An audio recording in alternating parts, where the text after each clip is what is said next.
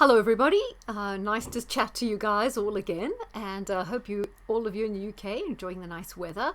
Lots of crazy stuff going on in the world. Some of that I'll just address in a separate one. I was asked to look at the Aussie election, and I'm going to do that briefly. Now, as you know, I did look at the Australian chart a little while ago, and I didn't see as much cause for optimism in terms of pushback as I saw for places like Austria and Canada, who at the time there was a lot of pushback. And as you know, in Austria it's been quite effective. In Canada, well, they're really still struggling with Justin Trudeau, and there's not an awful lot of movement, although their resistance is still going strong. Obviously, in countries like India, it's been huge because the court system there is working quite well. Now, with the Australian election, it's done, I believe, a little bit differently to how we do it in the UK and America, because there's this first preference, second preference voting, which thoroughly complicates things. Now, what I've got up there is not the actual Australian chart, but it was the Ingress chart, because it was a little bit more interesting and it gave me some more cause for optimism. So I do think there'll be shuffling around within you have your Senate, like your Congress. I think they'll be shuffling around, and I think a lot of people will start going to the alternative parties. Australia First, I forget the other, is that Ricardo Bozzi's? I know there's also one, Clive Palmer's party, but I think there's going to be a degree of splitting the vote.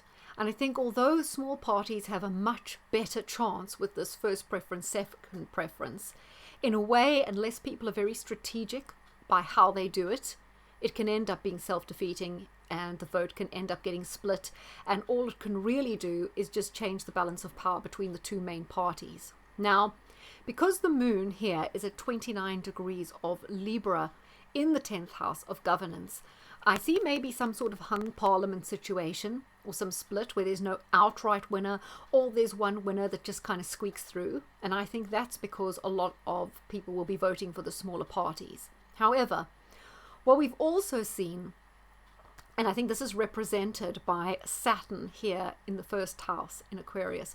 What we saw in the UK when we had local elections is that the smaller parties did very, very badly. Why? Because a lot of people refused to vote and didn't go out to vote. Now, I know that's not the case in Australia because it's compulsory to vote, so you won't have that dynamic, right? But people can still spoil votes rather than vote effectively, right?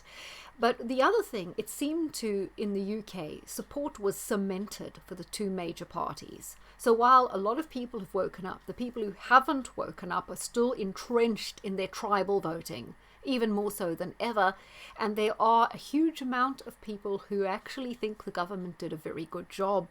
I'm talking about Australians, because that's relevant to this broadcast, but also people in other countries. There are a lot of people who actually think the government did a brilliant job, and they might just go out there and vote for them again.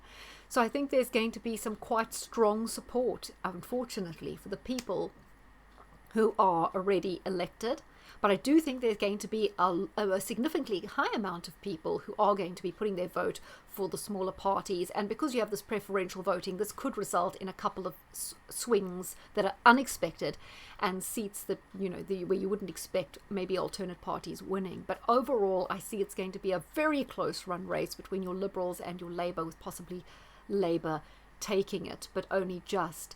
However, I think there's good reason to be confident that people are waking up in Australia, but it's not really there yet, because you see here we've got Uranus in Taurus in the 4th house, which is a strong indication. Pluto here in the 12th house, though, tells me the resistance is still largely underground. People are too scared to verbalize their feelings. People are definitely getting the feeling that something's wrong, but they're not coming out with it yet. Mars, Venus and Saturn in the first house shows that there are a lot of people awakening, but there are a lot of people who are actually more asleep than ever. I think it's the fear factor. The fear has almost dumbed people down, and there's been a kind of subduing of people's natural instinct to rise up, to protest and to fight back. So we got these competing forces between the suppression of the energy and the people who are rising up. And I think a lot of the people who are still in the mindset, under the mind control, are going to be voting, helping those major parties. So I don't, not really optimistic of a breakthrough yet, but I don't think we should be pessimistic either, because things are changing in Australia. There's a lot of signals in this Ingress chart that things are beginning to change. There is a surge, there's an energy, people are thinking, people are talking, people are getting very, very organized, but they're not there yet. A lot of these new parties are very, very young, and it takes a long time for new parties really to catch on, because they just haven't got the foot soldiers out there pushing, and they're working against the narrative, and it's very hard with the suppression of information. But it's gathering pace. I don't think we'll see any big results yet.